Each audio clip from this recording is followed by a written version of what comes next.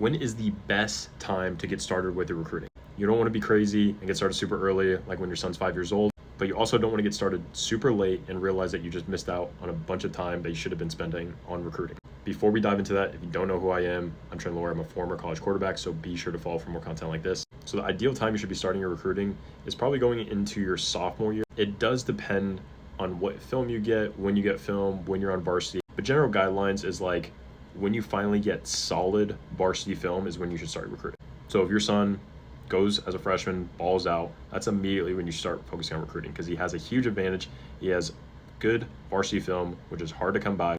And most freshmen don't have good varsity film, so you would start showing that to college coaches. They immediately recognize that and realize that your kid's different. And that can start getting them on radars early. You have a jump start on it. You can start going through that process much earlier, so that way, once you're a junior, senior, it's pretty much already over.